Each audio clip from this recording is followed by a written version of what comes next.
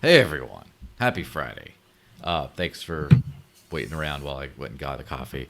I missed my last one of the day, and then I had to sandwich it between podcasts. So we're all good. Hi Pete, good to have you Hey, here. good to see you, Joel. Yes, sir. Yeah, no problem. Um, let's see, XK says, make me a mod. I wonder what he means. Like, is in the comments? People talking smack Probably. already? I don't know. Oh, he doesn't like that there's the Agnew's in the comments. It's okay, Agnew's all right.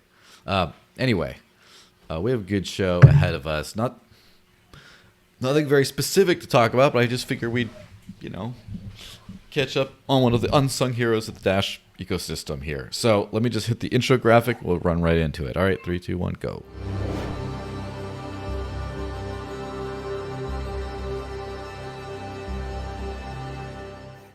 So hey everyone, welcome to episode 209 of the Dash podcast.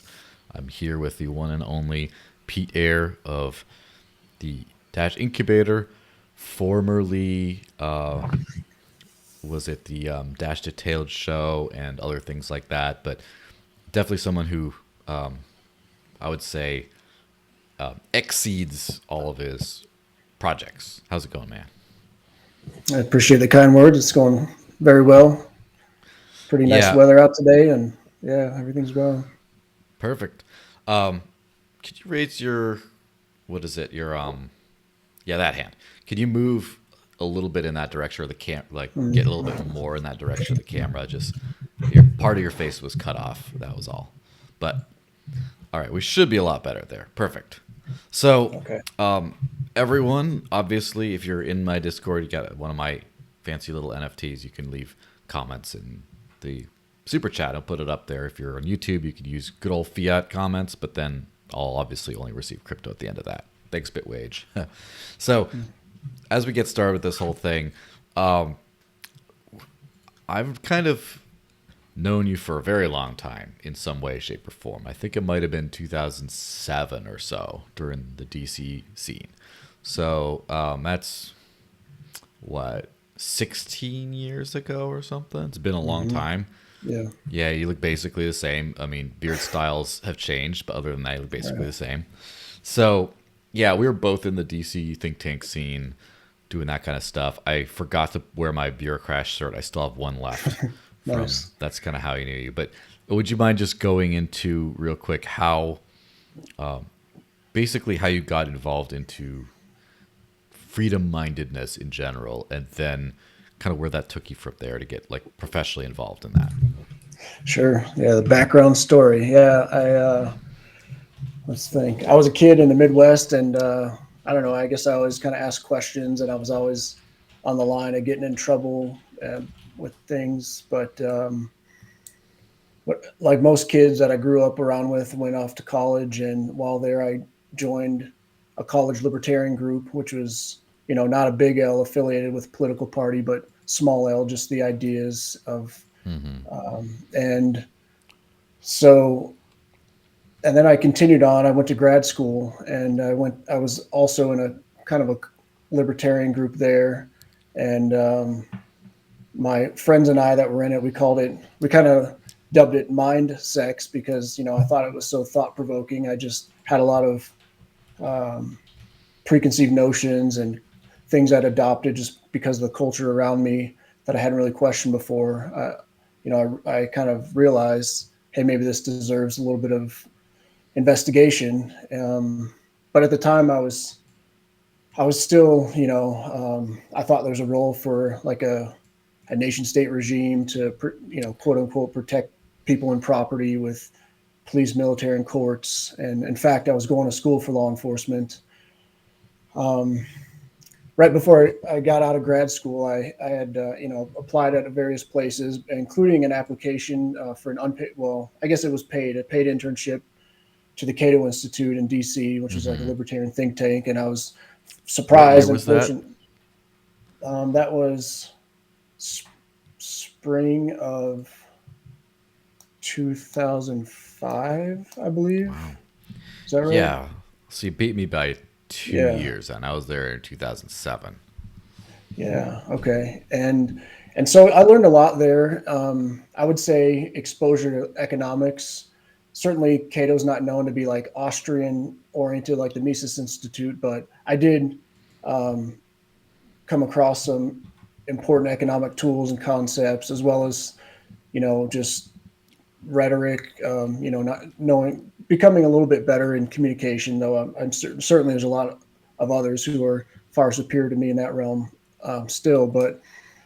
Um, After my stint at Cato, and I'll say there, I started to really question the last vestiges of these like goods or services provided by a monopoly or a claimed monopoly.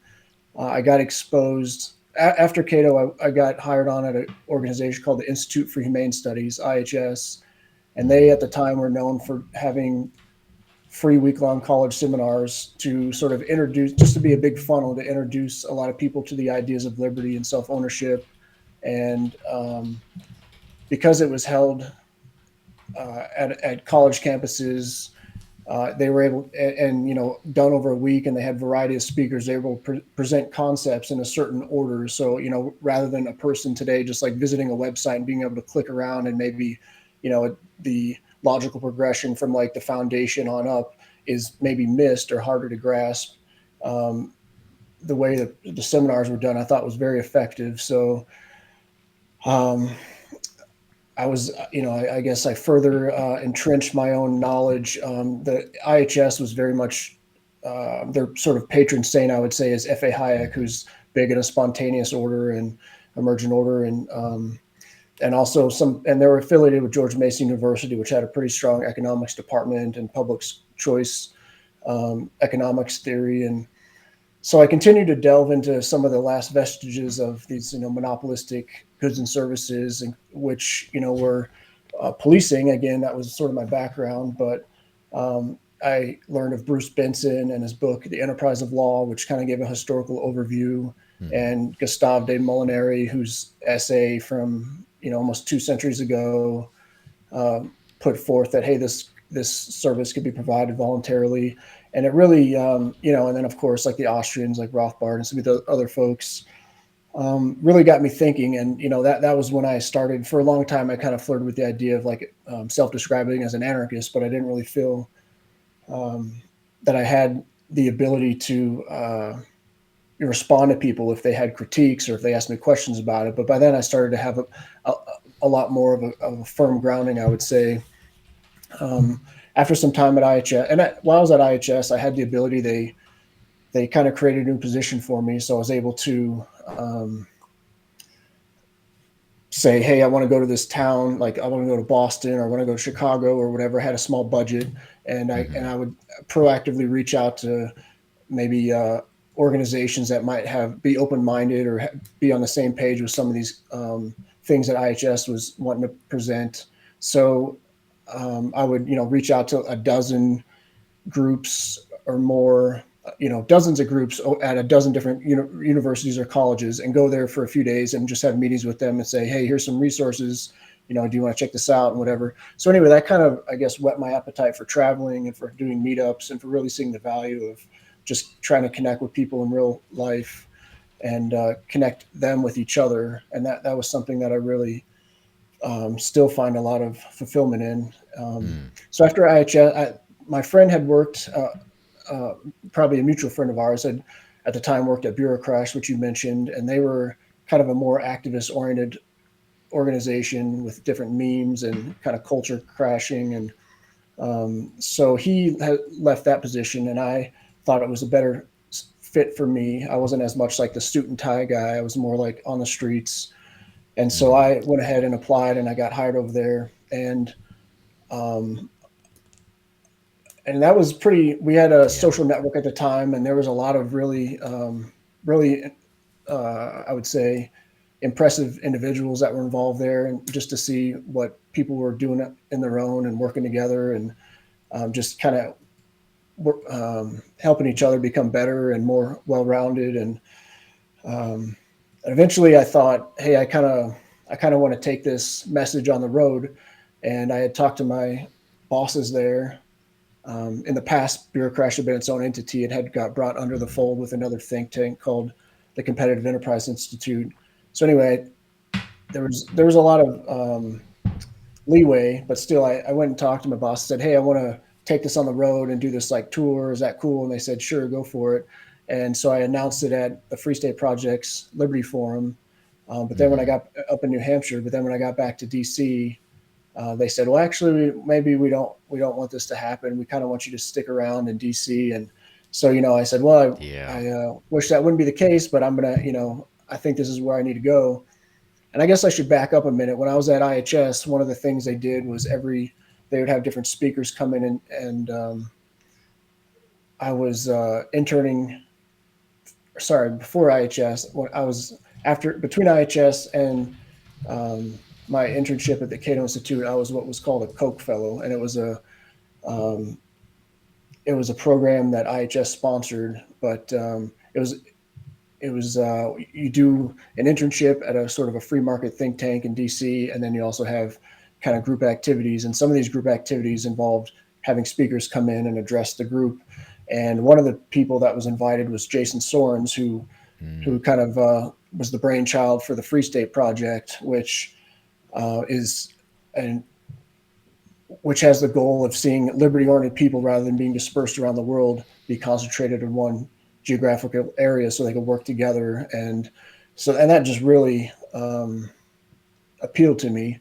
Rather than just like talking about liberty, these folks were actually living liberty. And as opposed to where I was in DC, where pretty much the name of the game was trying to lobby and persuade these political actors to be more in line with what you think is a good idea.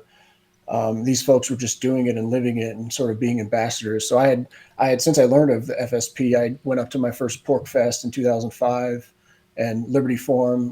For a number of years, I was going to these events and getting to know people. And so when fast forward to 2009, when I was at Bureau Crash, and they said, "No, actually, we want you to stay around." I said, "Okay, well, I'm sorry, but I'm gonna leave and do this other idea I have." So I left that job, and my friend and I bought an RV, and we kind of moved up to New Hampshire. That was considered our home base. And we did a project in 2009 called Motorhome Diaries, which was kind of a play on Che Guevara's Motorcycle Diaries, except rather than being sort of collectivist in nature, we were more individualistic, I would say. But not individualistic like everyone's atomized, but just, the more like the ultimate diversity is the individual. And, we can work together, but still respect each other's individuality and creativity. So we went around the U.S. We went to, I don't know, dozens and dozens of cities that year and learned a lot. We had some sponsors from some organizations. And the next year, another friend and we continued in this vein, but we rebranded Liberty on Tour, and we took what we had learned from the previous year, and we just made it better. And we did more work ahead of time. We figured out our route, figured out point people in different cities. We had lots of literature to hand out, and I thought it was really effective. We did this for a couple of years, off and on. And then along the way, just, being in what I call the USSA, the police state USSA, we happen to have interactions with police employees, and those interactions were the pieces of content that got the most views. A lot of those interactions we streamed, and we had call floods. We had, if we got kidnapped and caged, if we got arrested for just asking questions, never for hurting anybody, the people who had us, they might get hundreds of calls, and they're like, "What the heck's going on?" And then they just kick us out and drop the charges because they didn't like that spotlight of transparency. So after some of these instances, my friend and I, who had done Liberty on Tour, we decided to just focus on that issue, on policing specifically, but just kind of inject this message of complete liberty into that conversation. So that became my focus for a number of years. And that project was called Cop Block. And for some time, it was kind of like the largest, quote unquote, police accountability group around. And I thought it had a lot of impact. We helped folks. The thing that I liked the best about it was when we would do a tour and come into a city and we'd bring some folks together. A lot of these people had never met each other before, and they might live a mile away or 10 miles away. But then when we left, we knew that they were better situated. They had an ally, they had someone they could brainstorm with and look to for help if something went down. And, at the time, this was when a lot of streaming apps were coming online. So we were really pushing this just to, create a transparent record. So it's not your word against someone else's who, his buddies are um, running the quote unquote justice system. But again, this whole issue and what I had started to really piece together from my time in the think tank world about incentives really stood out to me. And it's something that, I came to see that incentives matter, and it affects individual actions. And so, and I'll bring that up later as well. But so after I was involved with Cop Walk for a while, I just kind of felt like I said what I wanted to say, and I felt like I was kind of in this holding pattern, like, to see real change, it's going to take like a cultural shift. And I think we've seen a lot more of that today than existed a decade ago, in terms of people just questioning, the tagline for Cop Walk was badges don't grant extra rights. So people seeing that, hey, there might be some validity to that.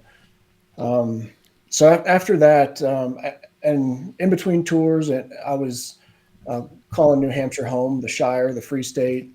There's a lot of more people moving there. Some folks were running for politics, of course, but other folks are just off the grid doing agorism, unschooling, having farms, growing food production, civil disobedience, all stripes of people. And then, so during when I was in New Hampshire, initially I was in the Keene area for quite a while, and that's where Ian Freeman of Free Talk Live was based. And so that's where I first got exposed to crypto, to my recollection. I remember a co-host of Free Talk Live and Ian encouraging me to download the Bitcoin blockchain and to, just check out Bitcoin. And I don't know, this maybe was, I don't know when it was, whenever. I mean, just like Roger Ver, like said, Ian introduced him to crypto. It's a similar story. And so it was very early on.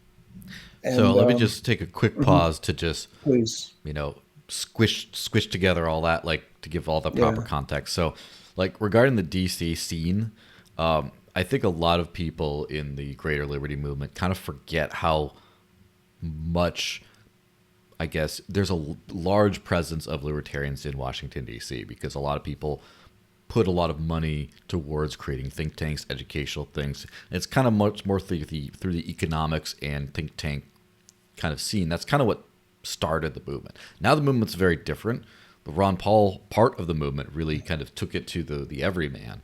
But that's kind of like the roots. So there's a lot of people, again, just like when you talk about, like, everyone used to be a Bitcoin only kind of guy in the beginning when that's all there was. And then eventually, and then also, as I just did a tweet yesterday, they got a lot of traction and a lot of seething and gnashing of teeth, was like, I basically said that almost no one who's been in crypto 10 plus years is a Bitcoin maximalist these days. And it's almost all new people who are maxis these days. And some, of course, those same new people got mad, but whatever. But the point is, like, almost everyone who's been active for so long will trace their roots back to some kind of somewhere like the network of libertarian think tanks and things like that. There's somewhere there. And then just the context of the Free State Project and stuff, of course. So, I was in DC during that time. I moved later than you but some of your inspiration was what caused me to want to come to New Hampshire. And so in 2013, I moved. And as you mentioned, Gavin Andreessen, who is the Satoshi's heir, came up to Keene, New Hampshire, and was on Free Talk Live and gave some of the hosts some of their first Bitcoins at sub-dollar prices. Like, it was like 87 cents a Bitcoin or something, and said, these are going to be big someday. And then Roger Ver heard about Bitcoin from Free Talk Live, and then became the first angel investor in Bitcoin businesses and startups, and that whole thing kind of took off. And then Vitalik Buterin came to Keene when he worked for Bitcoin Magazine back in the day, so you've been around with the whole scene. Charlie Shrem, Eric Voorhees used to be a Free Stater, so he used to be up in the same area too. The Zach and Josh Harvey, who invented the Bitcoin ATM in Manchester, New Hampshire, that came from there. We're streaming on Odyssey right now, which is a project run on the library blockchain, which is also a friend, Jeremy Kaufman, started that in New Hampshire as well. And I was just at the world famous Maison Navarre spending Dash on my coffee a couple hours ago, which is why I'm a little bit late. Sorry about that. At the place that got like CNN and other mainstream media coverage for all that. So New Hampshire is rich in crypto history and the OG kind of stuff. And as I'll bring up later, I guess, I'd like to see a return to that. It's kind of taken a little bit too much of a break. But yeah, so you talk about Free Talk Live, Roger Ver, all that kind of stuff. Sorry for the interruption, for the detour, but yeah. No, that was fine. That was a lot of good, relevant content. And yeah, certainly what I tell folks, where I'm at now in Intermountain West is at the time, potentially still New Hampshire had the highest crypto use per capita in the USSA. And there was, just like you said, so many entrepreneurs and so many folks that saw it as a good medium of exchange. And I guess, so yeah, to get to that, for me, the thing that appealed to crypto was not like make 10x, whatever, but that would be nice. But it's mostly the fact that it's a tool, and it's a tool that empowers individuals to bypass intermediaries, to, bypass strangers who say, I get a cut of that, or I can say how much you can send, or, whether you can send at all. So there's just so much that appeals to me. So after back in the day, I sort of was involved with the like libertarianism and then anarchism, but then I sort of transitioned to voluntarism. I saw like voluntary interactions. It was more like, I would say, anarchism, but more like based on ethics or morals. But I know there's all sorts of critiques of all these isms. But yeah, so I got exposed to crypto, and really liked it. I saw it as a tool to really shake things up. And I thought, as soon as people are exposed to these ideas and this tech, like, things are going to change. But, there's just so much inertia behind the current regime and current payment methods and things. But so yeah, fast forward a handful of years, I had known of Amanda Johnson from online. I had seen her, making some Ron Paul content. But what stood out to me was she remade some of Henry Hazlitt's Economics in One Lesson book. And I was like, wow, it's with a whiteboard. And I was like, wow, it's super creative. And I was just very impressed by her like poise and communication skills. And at a Pork Fest is the Porcupine Summer Freedom Fest in New Hampshire, the annual event the FSP holds, was where I first crossed paths with her. And then she soon after moved to New Hampshire, and she and I started hanging out. And her background then was writing and doing like PR and stuff for a bit for a New Hampshire-based company. And again, mine was kind of like video guerrilla, like editing on the streets and stuff. And so we started to collaborate. Eventually, soon after we met, we had moved. I had ripped my bicep in it's just a silly incident, and I thought, oh, this is going to heal, and we couldn't. But it didn't. It didn't after like it was a couple months, and Amanda and I had gone around to like New Hampshire hospitals and clinics and said, hey, what would it cost to get this reattached correctly? And they're like, what are you talking about? Like, we can't do that. Or, they thought it was completely foreign that we wanted to just pay them straight up with Federal Reserve notes. And so Amanda, we had known of a clinic, the Surgery Center of Oklahoma, which operated with, aligned with free market principles. So we went down there and they fixed me up, and we paid in crypto and precious metals. They said, well, and it was really cool. And then after that, we went on down to Mexico, and that's where we first started collaborating. We started a show called The Daily Decrypt, and that was a Monday through Friday show that was crypto agnostic, with Amanda doing the research and communication in front of the camera and me just behind the scenes. And so we both learned a lot, and it was a lot of work, but we started out initially just with like a free sponsorship trade. We mentioned Free Talk Live and they mentioned us. And then like, as we got more viewers and more sort of clout, we were able to charge a little bit for like sponsorships. And, fast forward a few months, we were booked out a long way. So we really, I think, did a good job with that, but it was a lot of work. So we decided to step back. But before we did, one of the projects that that was reported on was Dash, and it's Yeah. like, So real quick, just on that, the step back part. So mhm, I've known Amanda like also about 10 years. She was my roommate when I moved to New Hampshire for like a few months there. And so I remember like kind of us getting into crypto at the same time. And then I do remember like I ended up writing for Cointelegraph and stuff in 2015, which is kind of where I like started full time in crypto. But before then, like I remember Amanda was kind of like always like a year or so ahead and was doing like the daily decrypt stuff. So I did watch that stuff, and I remember when it came to an abrupt end, I was kind of like, bummed, and I didn't know like it wasn't really clear what the justification was. So just in retrospect, now that that's like almost like a decade gone and buried, what made you guys decided to pivot away? What was like the choice that made that, like, oh, this is a great channel, everyone loves it, but like let's not do it anymore. I think the main reason was, Amanda really concluded that she didn't want to just talk about projects that were just vaporware and that didn't work. And once, as we learned about Dash and learned about some other projects at the time, like BitShares was pretty cool. They were pretty Yeah. innovative, and there were some other ones. But we just decided to step back and focus on, what to us stood out as the best. For me, I say like Dash is the most aligned with Hmm. incentives, and but again, I think it wasn't. It was more Amanda felt strongly that, hey, rather than just continuing to talk about everything in the industry, let's become more focused and back what we think is the best one. So a little bit after we stopped the daily decrypt, then we spun up Dash Detailed, and that was funded by the Treasury, by masternode owners.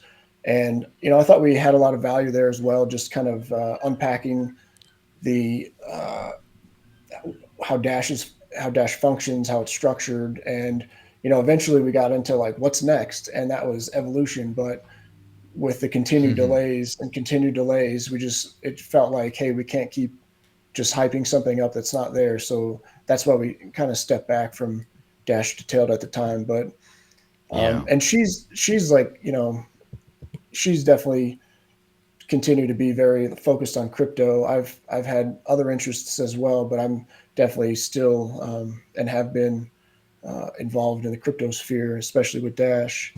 Um, Mostly again Yeah. for like philosophical reasons, voluntary exchange. Yeah. It's so um, that thing definitely kind of makes sense. And the funny thing about that is just how similar paths sort of run in that direction. I do think that the pioneer mindset, which I would definitely say is something that you guys have, is something that doesn't always perform the best in the short term because it's like you're doing things before they're cool. And honestly, like if you had built Dash Direct into I mean Dash the daily decrypt Yeah, into there's so many DDs flowing around there.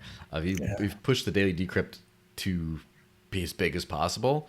Probably could have been one of the top crypto channels out there, news outlets, big business, hiring a bunch of people, doing all that kind of stuff. But then like that choice to just focus on what works, you know, maybe not like the best career move, but it's like at the same time there's no like alternative in some mindsets, right? Like when people say like, oh, like people have been telling me for a while, like, why do I keep talking about Dash? And it's just like, well, that's because what I use. And yeah, but is it gonna be around forever? I don't know. Like, is it gonna work? Like, listen, like I just have to be true to what is. And sometimes it's a tough way of doing things. And I think that one thing that's kind of interesting on the Dash to Tail thing. So first of all, Amanda was one of the first people involved in crypto. One of the first like well presenting female presenters in crypto at all. Now it's a dime a dozen. It's just all over the place because it's a big thing. But like definitely a lot of people credited Dash's rise to Amanda's early work with, or I don't want to even say Amanda because it was really both of you kind of doing the whole channel to the Dash Detailed kind of thing. Is like, oh wow, we actually have a popular celebrity sort of spokesperson, and people say the early haters would say, "Oh, Dash it's only a marketing coin because of this," and that's the only reason anyone cares is because of Dash Detailed and all that stuff. And even today, people will say like, "Yeah, I haven't heard much from Dash in a while. I did like when Amanda was doing stuff." So there's a definite undeniability to the impact of that early media presence, Yeah, and I think I think there's potential for it to happen again, and it not just to be me and Amanda, but so many other people like this, like the organic support that you mentioned Ron Paul that came up around Ron Paul back in the day. Like it was just infectious, and I know we may get into this later, but not everything has to be done through the Treasury necessarily. Like some people just want to take it on, and to speak to your point about could the daily decrypt have become bigger, and maybe it wasn't the best move financially to like sort of sidestep and focus on something. But I think to underscore what you said, I think at least me personally too, I find a lot of value just from, and a lot of like wealth from being like looking inward and being true to myself, and not necessarily like chasing after financial wealth, but I think living simply and speaking your truth is has a lot going for it, and not just backing something because it has hype and because you want to pad your wallet or something. Yeah, it's kind of funny because someone on Twitter, when I was saying about how like super OG people aren't really maxis, and he said, "Well, yeah, it's just because like you made all your money and then you left," and it's okay. Well, but usually, first off, principles are a luxury for a lot of people. Like, Yeah. it's hard to find decently well off people with principles. It's almost always either like the broke people on the street. Yeah, I'm sure we all ran into plenty of people like that, myself included for a while. And then also like the Elon Musk who can just like buy Twitter because he cares about free speech or something. Or Jack Dorsey who can just be like, I'm going to work all on Bitcoin and Nostr and all this other stuff. It's like a luxury of those people. But like, kind of in the middle, it's not really like that. But yeah, it is interesting how like a lot of people have not walked that same path of just kind of staying focused. And a lot of times there is no real good path to walk. It's like you have to blaze your own trail. And so I have to mention about like the when Evo thing, because someone did in the comments, by the way, say when Evo, as one should. I think what we saw on a positive side of things before I hit the negative, maybe, I think we saw the power of just what Evan's vision was and what Dash is trying to do, and the hunger for that, when presented by people who really are passionate and care and can message about it. And so I would say it's kind of like a two-pronged approach of like three big things.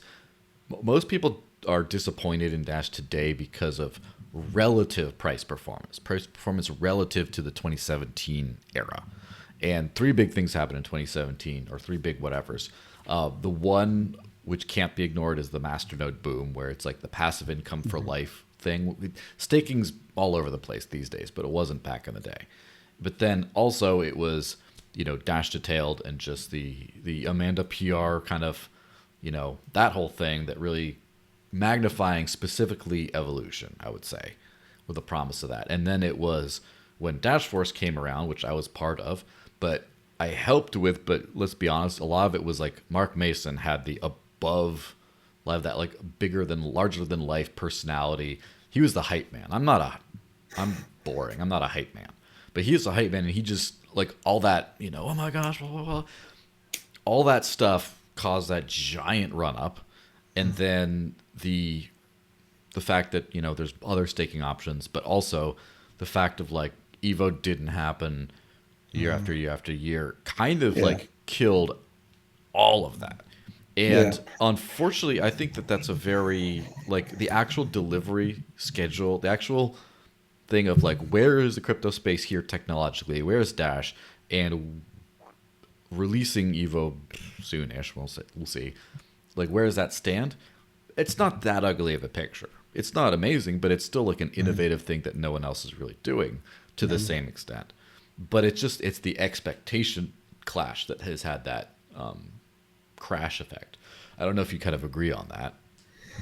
Yeah, I think there's a lot of truth to that. Just like, and I guess I would add one thing to what you said. What's happened in the space into Dash, in the past 8 years ish is also, I would say, the pivot or the deprioritization of privacy. We saw Dash lose a lot of really good people, and looking back at, I like Ryan Taylor as a person, but I don't, if I look back and I see all this effort that was put into courting regulators and dumbing down the privacy options, and it's not even on mobile yet. It's just, to me, that's crazy. And so we've been bypassed by a lot of projects in that vein, whereas Dash was, like the first to bring that to market. And I hope we can make that a priority and a core principle again. But yeah, I do agree with what you said about like all the hype and then the missed deadlines. And that was actually something that I had hoped we would broach in our conversation today. And Yeah, because it's something that I brought up. So we'll get to that in a second. Just Okay. on the privacy thing, I should point out today I did a Twitter thread and I made a killer graphic for it. I really like personally for the Dash community Twitter account about Darkcoin, about the history of Darkcoin, and about Dash's privacy function and how it's usable today. And honestly, compared to a lot of alternatives, it still holds up pretty well. And I do want to point out that it is targeted for a near future mobile release. I've seen on the sprint reviews of like this last week, I looked at and I see what the UI looks like of mixing on the mobile, and it's pretty slick. CoinJoin has a annoying quality to it where you have to like pre-mix funds. Sometimes could take hours before you can use this, which is like where Monero, you send it and it just like does its thing and there you go. But I think they've done a really great job of obfuscating that. I'm going to be really excited about that. The point is, once we have mixing on mobile and usernames, which are both, XK says 3 to 6 months before platform release. Like, we'll see. I mean, again, if it doesn't get released by the end of next year, like stick a fork in it, But if it like, I think that we could be looking at some really cool stuff. So. Yeah, just thought I should say that. The privacy pivot, it was more of a messaging pivot and a de-emphasis. I've been mixing the entire time. Hope you have too. But I do think we can make some good ground in like recapturing that image and stuff in the future. Yeah, I would like that also. Yeah, I'm trying to think. Yeah. So, and one comment I had on your Twitter threads as of late, I have checked a lot of them out, and I think they're really well written. And I would almost maybe someone else who has time, I thought they would make for, hey, if like you would read them as narration, or if someone else would read them as narration, and just craft a quick video around it. It could be 30 seconds to a minute long. Like that may also have some traction. Like you've already done the most of the work, which is writing in the script. So that might be something for someone listening to, if they like to edit video, to maybe just take a stab at and put it out there. Yeah, I think that's a good idea. If anyone wants to do it volunteer, absolutely do it, and I'm sure people will throw you some tips and stuff.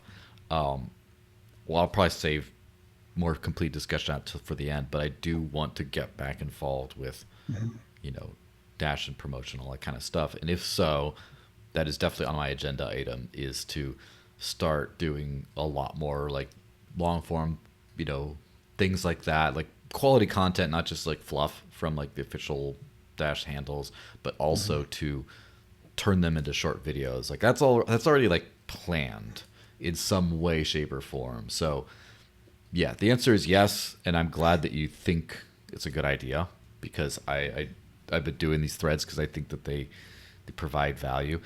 I like a lot of us, and I'll save that for the for narrative purposes, just for like a few more minutes. But just to wrap up the thing, so then you did Dash to Tail for like a year.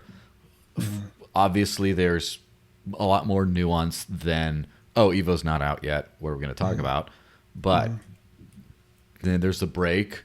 I do remember Amanda got involved with some like ad campaign stuff here or there, and like a wallet giveaway, and just just poking in here and there. But then the consistent stuff seems to have been with the incubator, getting back involved with the incubator. And from my personal perspective and opinion, I think probably the best thing the incubator has done has been Thorchain / Maya, getting all the stuff ready for the Maya protocol.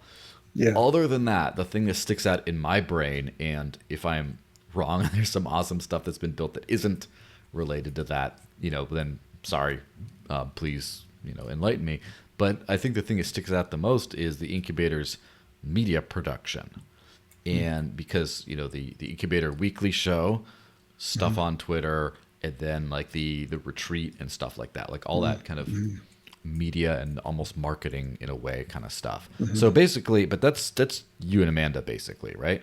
And so what kind of got you, how did the incubator, reel you back into the Dash? Just when I think I'm out, they pull me back in.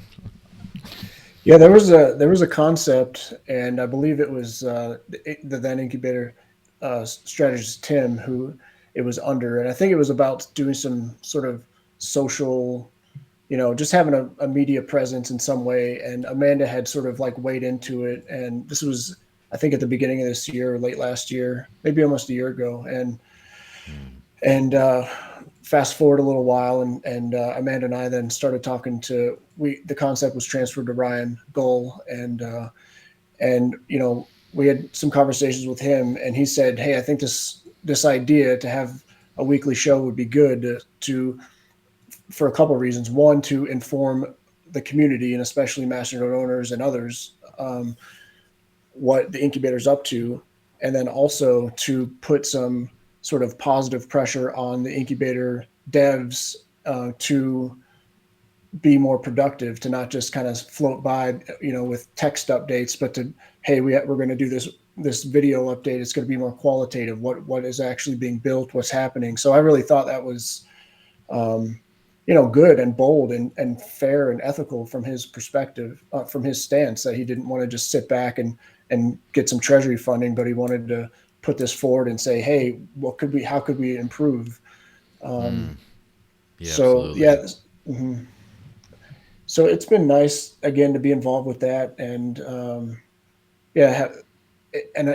more recently, Shimmick McHale stepped up and got funded as a strategist. And yeah, I really think there's a lot of value when there's, again, competition, and it's not to say like cutting throat competition, but it's let's not put all our eggs in one basket and then just have constant unaccountability. Let's work together in this other method and try to move forward together. Yeah, absolutely. And real quick about Mikhail Shemek, funny thing, and I'll admit to my mistakes publicly. I had booked him for today's show like weeks ago, maybe even a month ago, and then I forgot about it. And then so then I had you on, and then like today's like, hey, we still on? I'm like, oh no, I double booked. And so he's going to be on the next episode of the Dash podcast. Oh, good. So Good. Public apology. I did screw up. It's in the calendar officially now as calendar invite, so I'm not going to forget about it this time. And so yeah, he's a sweetheart. And while we're giving shout outs, that Maya project that came through the Thorchain Maya was, I think, largely under Ash Francis's domain. So big props to him for that. Yeah, it's so before we talk on some of the competitive stuff, because I really like that. That's kind of the big overall, thing of like your involvement in Dash. Let me hit this super chat I got from. Ooh, I messed that one up. Anyway, from Hilawe, he says, when I was at PorcFest, I met a guy who just moved to New Hampshire and was one of the first interactions with like-minded people was running into Pete randomly at a laundromat who got him to look into Dash. The guy was well informed and ready to look into Dash from just a short conversation with him. Keep changing the world one person at a time. And I should also say this last weekend, some person who I guess follows me on social media came to visit New Hampshire. He wants to hopefully move from Phoenix, and he knew I was from Phoenix as well. And so I met with them, bought him a Dashy coffee, obviously, and he seems a really nice guy. Again, anytime someone rolls into town, wants to meet up, I'm always there. But the point is, also had crypto, was a crypto dude, kind of, but like, just like everyone, like, oh, I got some things on Coinbase, I haven't touched it in a few years, that kind of deal. And then based on our conversation, which I did not try to sell him on Dash, but now he seems to want to like look into it to start trying to spend it and use his crypto. And so again, one thing at a time. And I should say that like, there's a lot of doom and gloom, and I'm going to touch on this a little bit more later, but I think we have a massive opportunity because almost no one uses crypto or knows how to use crypto or has done anything. So it's like Dash is the best tool for this thing, I think. And there's just almost unlimited growth potential from right there. The field's open. No one's going there. Lightning tried to, but then they fumbled the bag in a big way. And so anyway, all that. So as far as the competitive thing, I'm 100% in agreement in the free market. And I should say, we were talking about those Twitter thread thingies. One thing I've noticed, so I got the Dash community count up to like 390 some or 39,000 or something like that. And it's past the 4K and is growing now, even though I'm doing a lot less activity with it. But a lot of it is because I just started focusing on the quality of the stuff I was putting out. Not like, I think I should say this, or, shill dash here, blah, blah, blah, whatever, referral link, whoa, not just there. But like, I thought, let me do something that people are going to care about. Like, do they want to hear about this? Does the graphic look cool? Do I spend an extra time on that Maya thread to make the Maya logo look like it's on the floor of this room, and like do I spend any time actually making this better? And unfortunately, and very fortunately, much more fortunately than unfortunately, the free market is a brutal and unforgiving mistress, and it does not care who you are, your righteousness, or anything. Do you make things work or do you not? And I think that a lot of people in the Dash world have been very reluctant to look inwards, I guess. And I will put this on myself as well. Not like I have never been like explicitly reluctant to look inwards and see where I made mistakes. But I bought too much into the idea of we're doing our best, but some things are just outside of our control. There's always a grain of truth there, but that grain of truth is nowhere near as big as we've blown it up to be as a whole community. I don't know if you'd agree with that statement. Yeah, I think so. Yeah, it's easy to sit back and not be a bit more demanding, and not demanding in terms of like being adversarial and upset per se, but just looking for a more accountability and to grow and to learn from that misstep. Yeah, absolutely. One thing's for sure. Well, some people said that the stream might have been stuck or something like that. Hopefully, you can hear it now. That's why I'm also live on Twitter and on, Odyssey and stuff like that, everywhere possible. So, and it's also recorded. So afterward, even if all the live stuff doesn't work, this whole thing's going to be up recorded anyway. So the thing about the competitiveness thing, like I genuinely think that stuff works. Like this has been this is my like white whale, has been fixing Dash's DAO, kind of, and it's not the thing I'm going to focus on primarily, but I was living all on Bitcoin. I think a lot of us were focused on Bitcoin. Then the block size war happened, and then almost all of that cypherpunk energy, that libertarian energy that hypercharged this movement of like, this is like real money, that this can free the world, just like went nowhere. Just boom, hit a brick wall. And a lot of people went to other projects. Oh, Monero's better. No, Dash is better. Oh, I'm a Litecoin guy personally, and like it just went everywhere, and just unfortunately, it was a very sad state.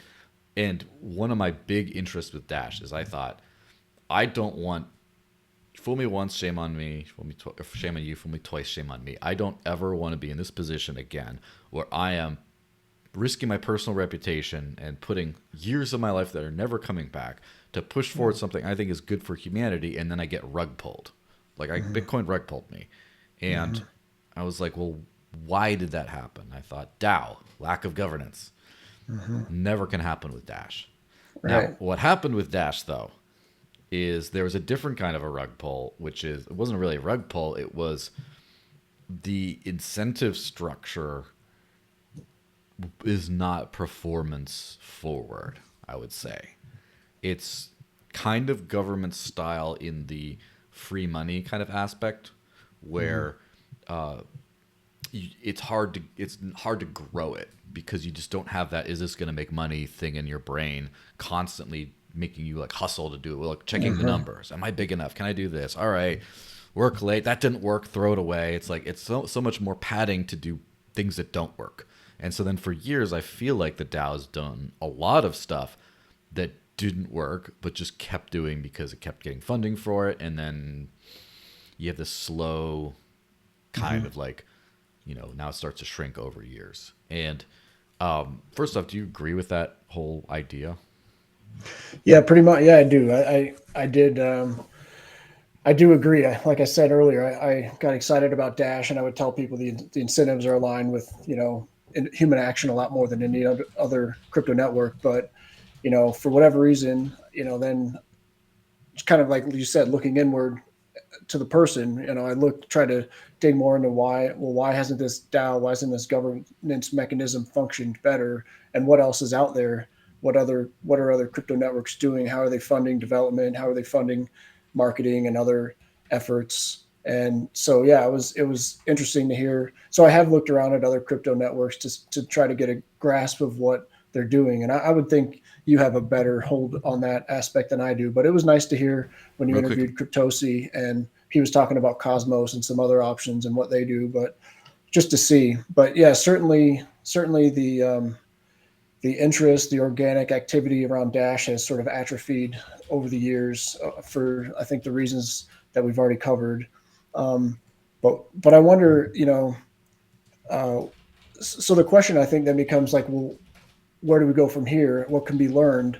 And, I commented on some past like DCG proposals, for example, and Sam Quantum Explorer rightly says, hey, it's not just to hold me and my current colleagues responsible for what our predecessors did for their failings. And yes, I agree with that.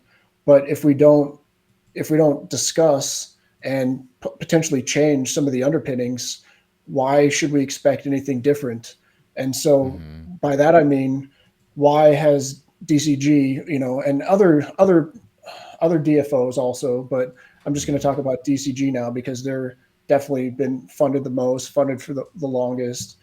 We just had a massive block reallocation at the behest of DCG, which was very quickly done, as opposed to the previous block reallocation, which was discussed for months. And so, I would say that the lack of accountability that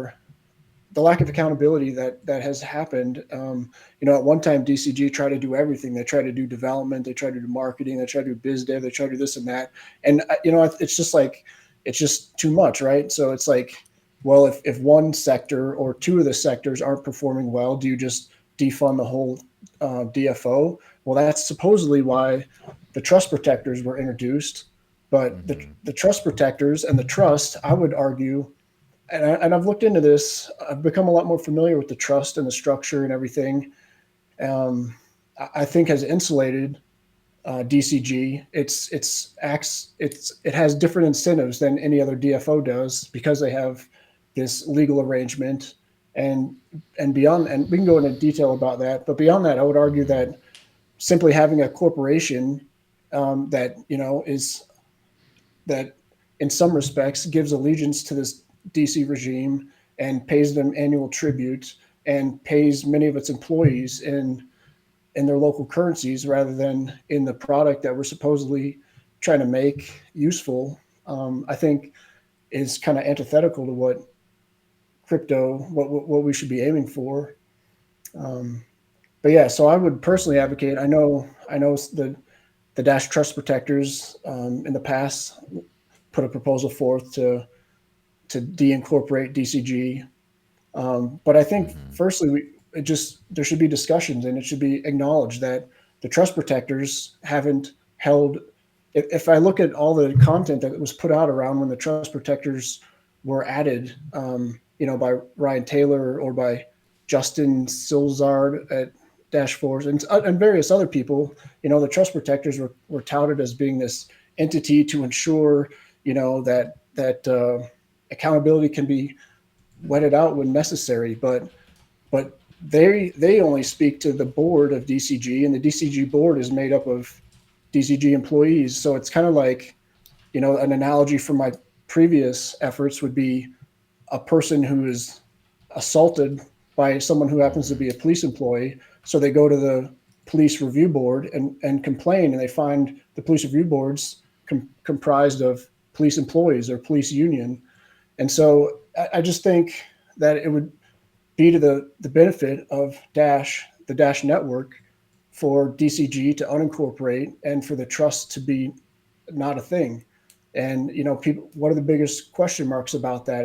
It's initially I thought that it was the trust that held the assets, but I later learned through communication with other people that no, in fact, DCG holds the assets, that the trust merely holds the shares of the corporation, and that the biggest. So I don't know. We can go to down multiple veins here, but I do really think that if this doesn't get addressed, then I don't see any reason why we should expect any more. I mean, it seems like Sam and some of the other folks currently at DCG are very hardworking, and they want to see this through. Um, but but I would again reiterate that if the Dash project, if Dash is ever going to go from a currency from crypto to cryptocurrency, I think we really need to step away from this corporation model Yeah. and just be more lean and hold people accountable. I mean, have smaller teams potentially, or just. But I'll stop there. I know I've kind of been going on tangents and a pseudo rant. No, I mean that's all good stuff, and it's a lot of like inward looking type things. Uh, the thing is, Dash had a DAO which provided a great solution. It still has a DAO. It's not dead, but the great solution for avoiding all these governance pitfalls that Bitcoin had, where Bitcoin got overtaken by a company that then manufactured the illusion of consensus around small block scaling and essentially just like stamped everything out, just took over. And the fact that I believe if you had voted based on like the network, the actual coin holders of the network, on a network level vote in 2015, 16, whenever the block size wars were getting hot, I think if you had voted, uh, on-chain scaling would have won out for sure. I don't think Yeah. it would have been super overwhelming, but I think it mostly would have won out if you just had to ask that question. And then we would never be here. So the thing is, Dash had this DAO, which was too poor to pay anything but a couple of developers some like peasant money, and then just occasional pizza meetup here and there. And then in 2017, when the whole thing took off, um, I'd like to try to. So there's a lot of like stuff. I'd like to give a nuanced depiction of Ryan Taylor just for the purposes of like just trying to be objective here. Obviously, I have nothing wrong with the individual, just the same as you. I also believe a lot of the things he did not end up doing well for Dash. But let's just say, to his intentional credit, let's just say, he tried to professionalize Dash and turn it into like a real, for serious company and stuff like that. And if I were to steel man his intentions, I think that he came from a more corporate background, and this is what success looked like, is like a big functioning, well-run company, all this kind of stuff. And he just kind of did that. And you do everything. And nature abhors a vacuum. DCG grew to, where like all the people who are doing other things started, their departments grew, developers grew, everything. And at some point, pretty quickly, I mean, there were marketing efforts here and there, and like Dash Force did some guerrilla stuff, plus just like news and media and stuff like that. But there was this whole, first off, this corporate culture of just don't talk to anyone, and it's all internal, like, let's not be collaborative, not an open source type culture. But also just there's the vacuum of like, well, we already have a company and an infrastructure, and we talk to the developers, we have the official handles and everything. Let's just do biz dev. Let's just do marketing. Let's just do all this stuff. And so maybe I'd steelman the centralization of DCG as just like, who else is going to do it? No one else is stepping up, or people who were stepping up were scammers, a lot of them. So that's kind of how it ended. But like, I will point out that the way that reign ended was back to the DAO roots of, some people got upset at, Ryan Taylor's performance and pressured him via DAO vote into retiring earlier than anticipated. And also a lot of the bureaucracy, which let's just say was built in good faith, but it could possibly not have been built in good faith. All this bureaucracy you were describing kind of melts, like has been melting away. It's still there, but it's just, oh, well, we don't have money to fund anything but developers. And then like, oh, this guy's on the board. This guy's still around. Why is he still around? He's not performing well. What could we do? And then eventually just run out of money to keep paying him. And so he goes off organically. And so like the free market's taking care of a lot of these issues. But then now we still have the reason of like, how did this become a problem for so long? It's not just because, once in a lifetime thing. Ryan Taylor and his folks were so charismatic that they just got away with like telling everyone to drop their decentralization principles and just do this. There's a root cause, and I mean, I personally think it's the incentives of the DAO. What do you think on that topic? Yeah, I think there's a lot of truth to what you say. I'd be curious to tease it out with you a bit. I have my own ideas, but yeah, everything you said, I agree with in this last passage. Yeah. Hold on a sec. So the real thing is, and this is kind of where my brain went, is if you look at the product produced by Dash in a lot of different ways, I think the Dash branding is good. I think the Dash underlying tech, like core, and then the master node system, and then instant send, and then how chain locks and LLM queues and a lot of other stuff, all that works together, including the CoinJoin, which I've done some more CoinJoin research lately. And Dash still, in my opinion, has the best CoinJoin on the market, despite being kind of just tweaked over time, but not really substantially improved. And a lot of this stuff is just really solid. And if you look at the mobile wallet, I use a lot of crypto wallets, but as far as a mobile wallet meant for spending, there's nothing that's anywhere close to the Dash wallet as far as usability. I don't know if you found better ones, but I know Bitcoin Cash is working on the Selene wallet, which is, it's very new stages, but it's trying to be like pure and to the point like that. But clearly there's some smart and talented people involved in Dash, and clearly paying them has gotten them to be able to actually do something cool. Yeah. The problem doesn't seem to be there. The problem seems to be that missing thing of what causes growth, adoption, what makes people turn over, like get another person to use Dash, another person. And then that information, once you reach, oh, that person won't use it because of the XYZ. And then you turn back with that information, bring that back to the market and just say, we need to change these things or we're not going to get more users. And then you change those things and then you do it. And then that growth gear is just like not sticking with Dash for now. It's an interesting question. And that's like the $1 million, I don't know, $1 trillion question, whatever. Cause yeah, use case. And I do think that usability, if and when usernames and things are a lot more easy for people to, a lot more similar to what they're used to. That should help. I would say, obviously, first, the users of crypto tended to be kind of philosophically driven. And maybe that segment is saturated, so we're not going to see too much more use.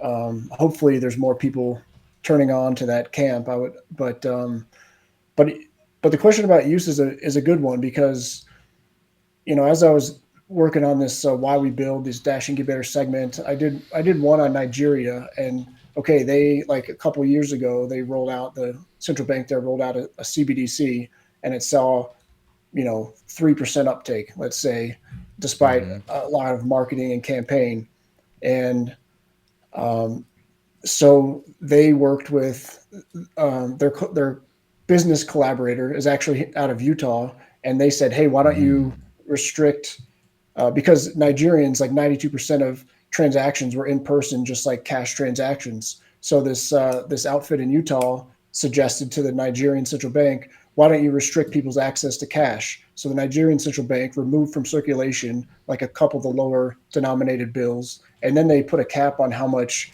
currency people can pull out of ATMs every day. So unsurprisingly, there was a lot of pushback on the ground in Nigeria. There were riots. One of the central bank branches was burned. People got shot and killed by like the regime thugs. And and meanwhile, a more recent Why We Build episode was this global survey done of 15,000 people, including some people in Nigeria, which, according to this survey, has the highest crypto awareness, like double the ability to define what a blockchain is compared to like any other people in other nation states. So a lot of crypto awareness, a lot of crypto use. So why hasn't a crypto like Dash, which is ostensibly the best poised crypto network for payments, why hasn't that like stepped into the void? Why haven't we just organically seen Dash be used there? Or why, despite all the years and all those 6-7 figures of money allocated toward efforts in Venezuela and Colombia, why haven't we seen Dash penetration, continue to, like, we sort of funded it through the treasury as a toehold, but why haven't we seen it perpetuate and grow even more substantial in these places? So yeah, the use cases should be, I would say, where where there's hyperinflation, where there's CBDCs and people aren't fans of them. But again, we haven't really seen that yet, and it's kind of a conundrum to me. So it's something I do want to, I guess, get in touch with people on the ground in those areas and find out, like what are the barriers, and maybe it is just just usability, things like that, accessibility. Yeah. I'm not sure, Well, that's but exactly the thing that with like the profit model type deal is um, that's what causes you to come back and ask those questions, right? Is um, why? Why did this happen? And like the first thing is like, we need to get adoption, fund adoption, send it out there. Two things. First off, you have to have a metric for coming back, right? You have to have a metric for did it work or not. Because the Venezuelan experiment is a very good one because a lot of people just saw the big hype thing. It's used everywhere in Venezuela, all this kind of stuff. And I do know some people who are in Venezuela today and say that Dash is still one of the top most used coins there. But there's clearly, like, we hired someone like Dash Force. We had Isabel go visit hundreds of these businesses and buy stuff at them and like make sure that and it is not fake. Like, it's thousands of businesses did accept Dash in Venezuela at one point. And Lorenzo, who was involved with the team that did that, was one of the leadership of the team that did that, then pivoted. And now he's the one who runs the Chivo wallet in all of El Salvador. So basically he was behind kind of the closest thing you'd come to a mass adoption of cryptocurrency in a country. And obviously very different, obviously government mandated, custodial, and using like Bitcoin and Lightning and just stuff that's like doesn't work as well, not as primed for that. But the point is the same team has shown the ability to do mass adoption. The thing is, how many people were actually using Dash? The customer side of things. Mhm. Where was the metric on that? We just did it was flying blind. It wasn't like a mistake necessarily. It's just that there was a lack of data. And then you get to the crypt phones. I don't know if you remember those. But then it's like a very good idea, I guess, is like, hey, let's just do low, let's do this program with these like low cost phones that just onboard every user to have a Mhm. Dash wallet and have some Dash. That's great. But then the follow up of did this work? Are Mhm. people using that and then spending it largely? Are they even redeeming most of the Dash that's on these paper wallets or whatever? Like there's just no follow through. There's no data. And so Mhm. there's no data, so you don't know what's working. And so there's no data. And then the second thing is there's no incentive as long as you keep getting treasury proposals funded. There's no Yeah. incentive to then make it work because you're doing what you said you do and people are paying you, so it's working. And Yeah. this is not a this is a all this is a criticism of the system. It's not a criticism of any of the individuals involved. And Mhm. which there's of course criticism for individuals involved always. But the thing is, I think that we need to fix those two things. We need to get data that we can measure about who's using this, how many people. We did this. Did this have results?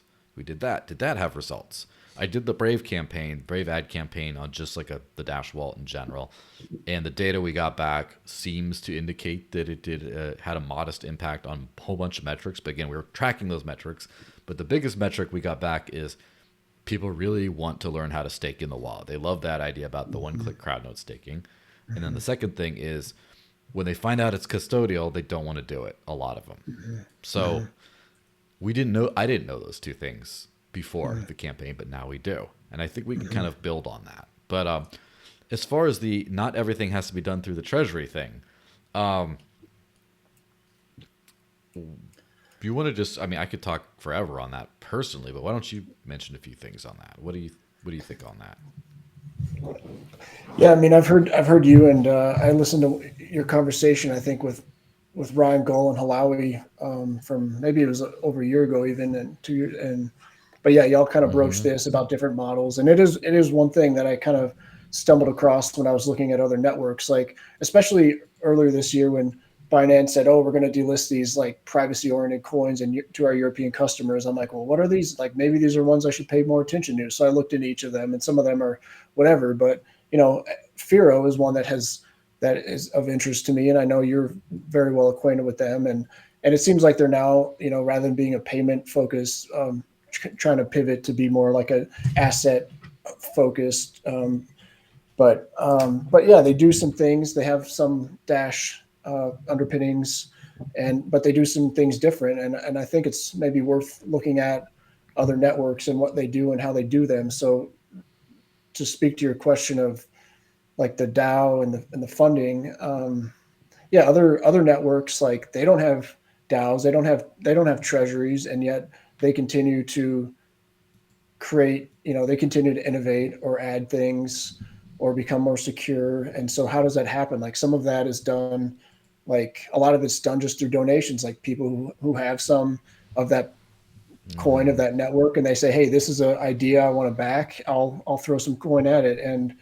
You know and I think, for example, like Monero works like, hey, if this gets enough, like reaches a threshold, then it sort of gets the backing of like this central dev team or something. But I know I heard you say in another podcast about like Bitcoin Cash having like multiple dev teams and things. And so I do think, yeah, the incentives, it it would be nice, yeah, to maybe be able to help fund some entities to like bootstrap them in a way and like get them going, like be a catalyst, but to have them be like more self sufficient and have a business model, an entrepreneurial model to grow and not just look to the treasury as like a faucet to just. And I mean, it, yeah, it definitely creates different incentives. And again, I'm not as familiar with all the other ways this is done in the crypto sphere as probably you are.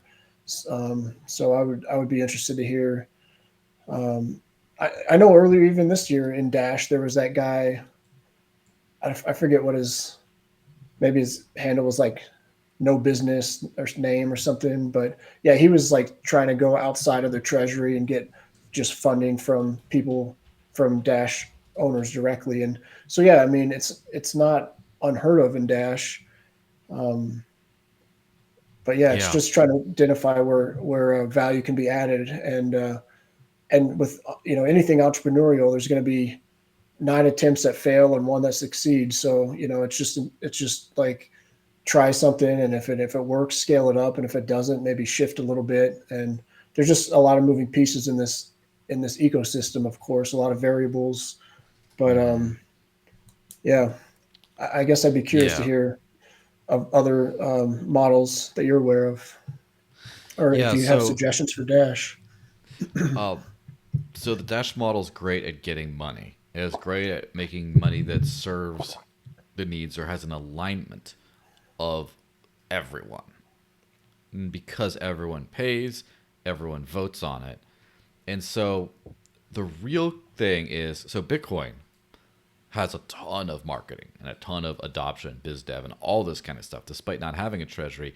But that's Right. because, first off, there's just this enormous goodwill that captured people like us behind this idea of a separation of money and state that just kind of went forward, and it's still there for the taking, but it mostly got unfairly given to Bitcoin. Maybe not unfairly at the time, but if you think about the residuals, I would call those maybe unfair today. But also, people just make, like, Bitcoin Magazine makes money. They don't show Bitcoin because they just like to. They make money off of it. I mean, Swan Bitcoin, they make money. Like all these Gemini, even like exchange like Gemini, Bitcoin is still like the big thing that the standard bearer for crypto for in their eyes. So then they make money from it.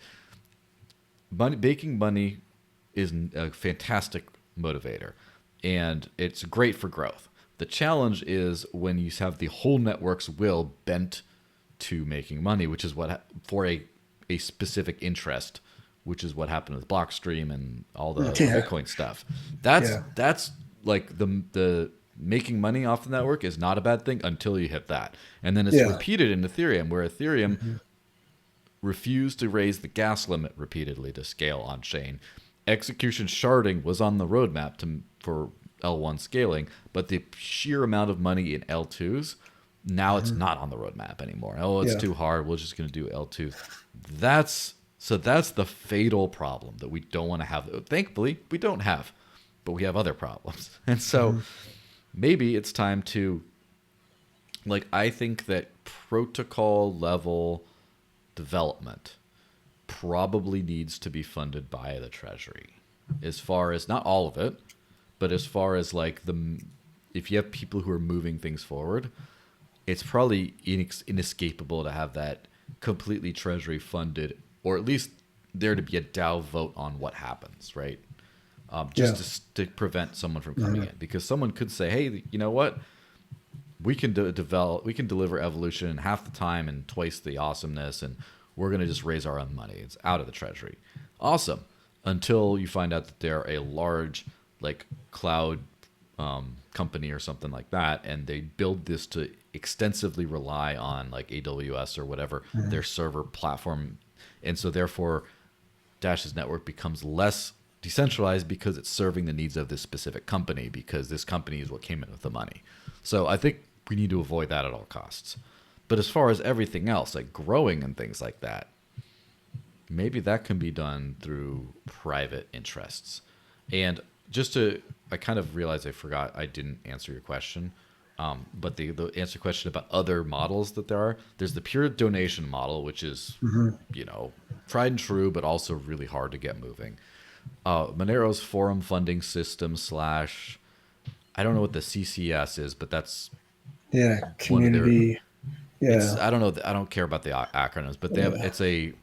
it's basically a crowdfunding donation thing that has like a meter that says how much have you gotten before that. Theirs just got hacked, by the way, and they just lost Yeah. like a ton of money. Yeah. I have Yeah. I have a sneaking suspicion that maybe our good old buddy Fluffy Pony might have had his fingers in the cookie jar again, but I can't prove that.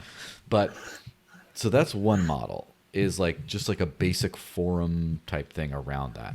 Now, I think that Bitcoin Cash has one of the better models for this, as far as they created something called Flipstarter, which I don't know exactly what it is. I think it's like an Electrum plugin that you can do this through the Electrum wallet or something like that.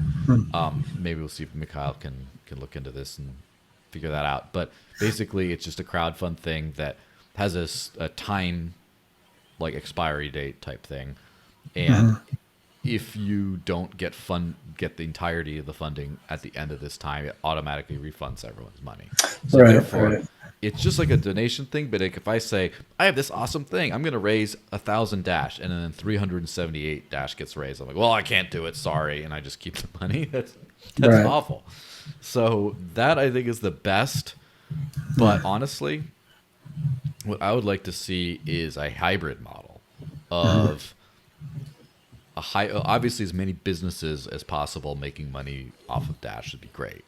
But in order for that to happen, we need more users, and that's the next thing. But I would like to see a hybrid of a treasury proposal, like my idea is this matching grant kind of thing of you fundraise half the money and then you go to the treasury for half the money. And so you have to have that donation level of engagement with users, and it's hard to raise money, but you have to do that, and that level of accountability and that level of skin in the game and that level of also external resources, right?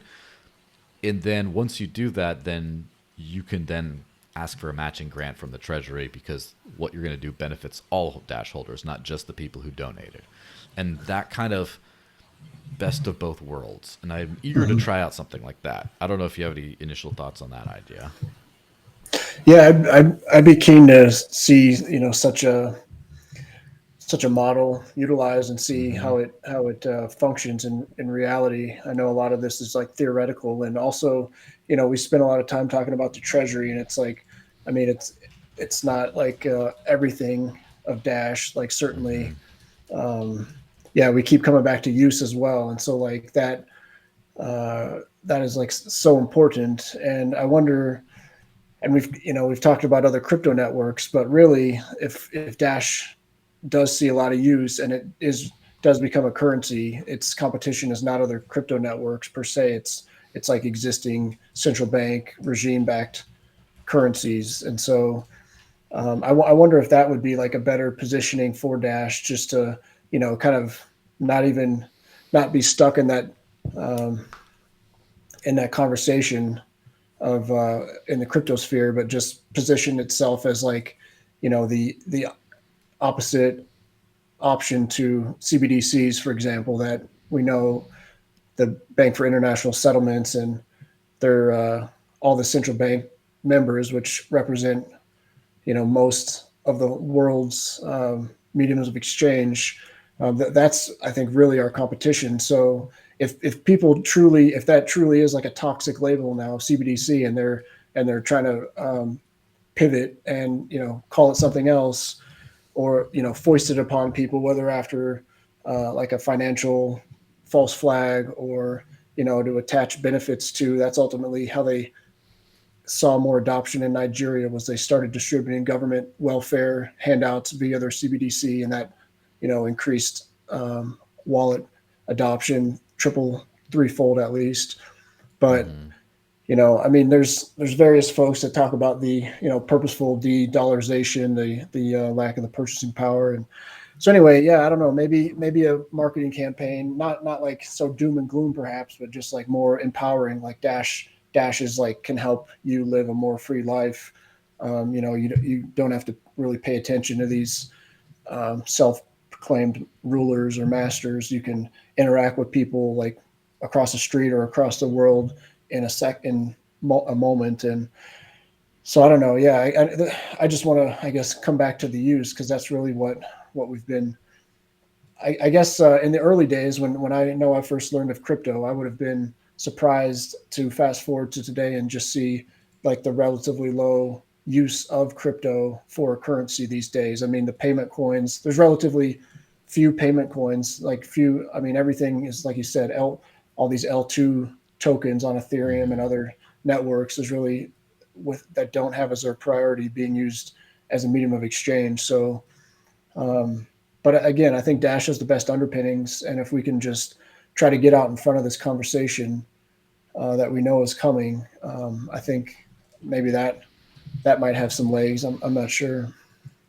Yeah, my thoughts have gone a lot of the same directions because the reason for the season, as it were, right? The reason for all this stuff is still ever present. And you go talk to crypto people. Most crypto people are just kind of doing other things, but if you get a couple layers deep, they have that core, the core principles.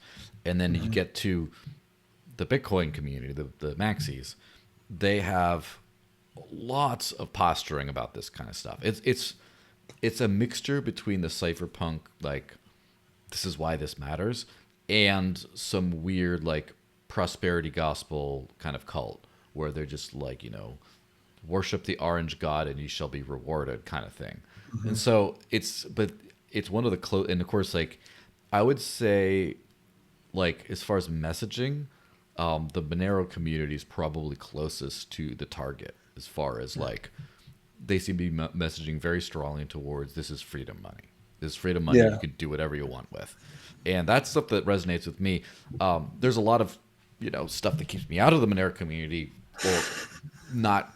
And some of that is just because I have a memory and I remember the times when there was a lot of weird stuff was going on. But there's definitely a hunger for that.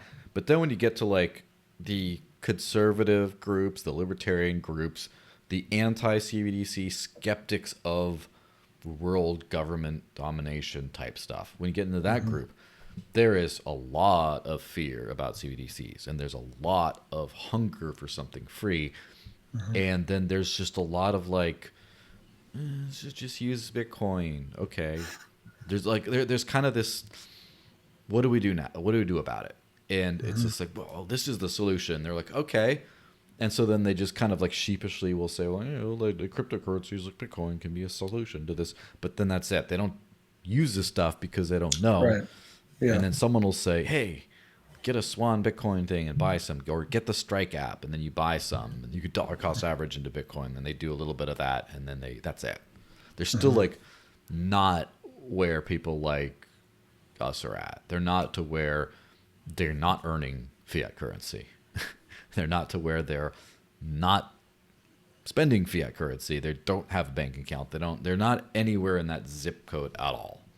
And so I personally think, and I did give this a lot of thought because I wrote up a growth marketing plan over the last couple of weeks, and this is one of those target markets that we can go for. I do think that that's a giant untapped market because everyone, like the Bitcoin maxis, seem to say buy Bitcoin and hold, and then problems won't be problems in the future somehow. They're very clear on how that's going to work out when you're still using a bank account and earning entirely fiat, but that's a different story. The Monero people have a much better messaging, which is use Monero.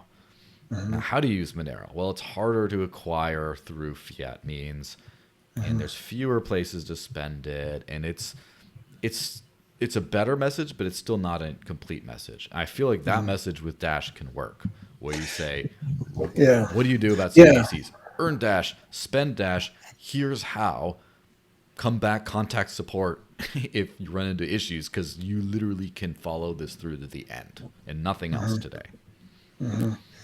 Yeah, and like you said, you hit on with the Monero messaging of like, quote, freedom money. I mean, yeah, and they've pretty much had like a similar message since their inception, and we know there was like some tech issues here and there with some of their stuff in the past, but they've continued, like, despite that, they've really tried to emphasize this freedom money and just being immune to censorship and whatever. But whereas Dash has, since its inception, it started out as like being offering some privacy, but the messaging around Dash has shifted through the years, through the phases. I would say it hasn't been, if you ask 150 people what Monero is, they're going to have a pretty similar answer. But if you have 50 people at Dashes, they might have quite different answers. And I think part of that is just due to the, just the different focus over the years. And so having a something that is, if we again come back to the principles of like a usable medium of exchange that offers privacy, and then that's known. Like maybe these folks that we both know plenty of that are in that say, oh, I own some crypto and they own Bitcoin or whatever, and they've never used it to buy anything. They just hold it, and they don't even hold it in their own self custody wallet. It's custodial on some, and they're trusting some centralized exchange. But yeah, if we can tap those folks, or if we can, like, if they hear this data point, that Dash is this, and what Dash is isn't changing year to year, every few years, then like if and when the constraints happen and they say, hey, I don't want to use this like central the CBDC, well, I'm going to use Bitcoin. But then if that's the case and like Bitcoin sees more use, then of course when it has the demand to be used, it becomes the least usable because of the scaling issues. So that's then maybe they'll think of, oh, what is the better alternative? Oh, I've heard of Dash that has this reputation. Let me try Dash. Or maybe we make content specifically to like do outreach and speak to these folks. But yes, it's been interesting to see. Yeah, absolutely. Let me hit on this super chat from Hilawe, and I will fix the super chat visuals on this stuff. But he says, how could we incentivize individuals and businesses to be profit driven with their Evo dApps, for example, a password manager dApp, outside of the treasury? Almost every business would prefer to keep coming back to the treasury rather than struggle to make it. Then if they get defunded, they're likely to quit rather than continue on their own. Very valid points. And one thing I have noticed, I have remembered over the years people doing stuff for Dash, volunteer, maybe donations, whatever. And then invariably people tried to push them into the treasury. Oh, start using the treasury. Of course, it's free money. It's right there. Not free money, but it seems like it. And then they do it, and then they become part of this like cycle. Let's just get the next proposal passed, and then let's get the money. And then eventually they get defunded, and then they burn out, and then they leave entirely. And all the good stuff that they would have done for free or for donations are just now not done anymore. And some of the most long-lived Dash services and products are outside of the treasury. Consider Dash Central, who's, as far as I know, maybe they got a treasury proposal once or twice, but for the most part, they're just donation or volunteer funded. MNO Watch is also a completely community run thing. Shout out to XKCD. Has gotten some like hosting stuff covered by proposals, but it's not very like slight. Yeah, it's very slight. Yeah. Dash Ninja is another service that does that kind of stuff.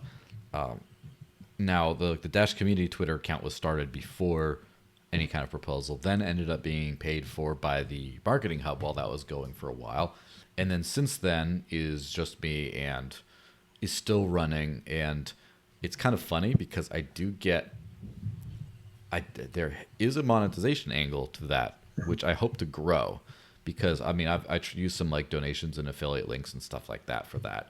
But also I use it as part of for the Maya protocol. Like I get paid for some of the posts that the Dash community Twitter posts stuff.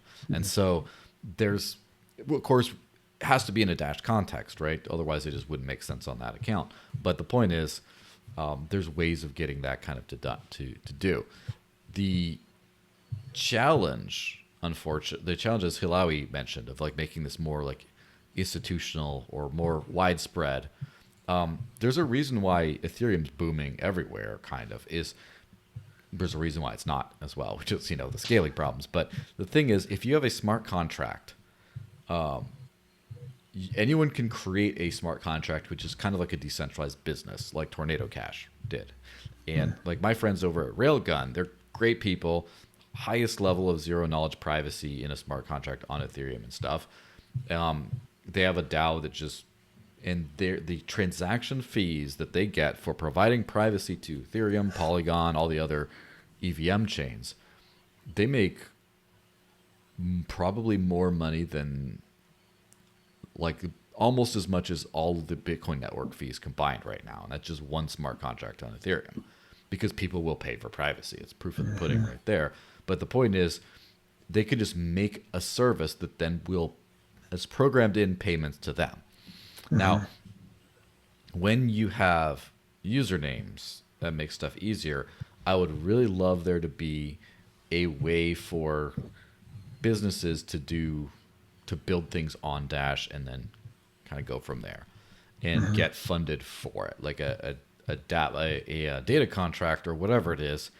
I still have to like dive super deep into the inner workings of how Evo is actually going to work and understand it in all these kinds of contexts. But I do think that you should be able to, and of course, Quantum, maybe if he shows up at the after party or whatever, he will be able to kind of sort that stuff out. But you should be able to find a way to where you make this data contract, people start using it, and it's programmed in to have a fee that goes to a developer or something. Maybe that's not possible in version 1. Maybe we need smart contracts for that. Who knows? But whatever it is, once that's in place, then people will be scrambling to build things on top of Dash. I mean, assuming it's better than wherever else they were going to build it. And then they'll be scrambling to go pump users into it. They're going to start, they have a profit motive to actually kind of do that. And of course, they pay network fees, and then it's a virtuous cycle. So that's kind of, I think, where we're looking at. Unfortunately, we need some technical improvements, I think, before that's completely possible. But in the meantime, we'll get tons of free marketing and free ecosystem development, all this kind of stuff, as long as supporting Dash means making money. And it only means making money if people are willing to go through your system. So that's kind of think of some, we're coming up towards the end of this. I'm going to give a final little rant on my own thing. Then you can wrap up with whatever you want, and then we'll sail off into the sunset. And it's funny, I got a message from the wife, but still on the podcast. Sure. I'm like, yeah, don't worry. Give me 10 more minutes. I'll be. But so gotcha. It's kind of a pre-announcement, right? It's like a announcement of announcement. I know we really like those in Dash, right? But so I'm very likely going to start a new thing, like a new. So right now, business development. There's no business development in Dash Core Group. They all got laid off. There's no marketing. There's no any of that stuff. So it's just only development and community stuff. So basically, I have not worked full time in Dash since the end of 2019. I probably will go back and hire one of the formerly laid off people back, do biz dev, and do an aggressive growth marketing strategy to try to basically breathe new life into these sales and like bring this whole thing up. And so I do have a growth marketing plan I finished to hopefully get like tens of thousands of new users over the next year, tracking through partners, right? So then Bitrefill, Spritz Finance, maybe Coinbase, definitely my protocol or Thor Wallet, or all those things that are in there. And obviously Dash Wallet downloads, and then basically be able to track how many new users we're getting, not just, well, let's look at the transaction. Oh, there's a transaction spike. Where did that come from? I don't know. Anyone could use it. It's a blockchain.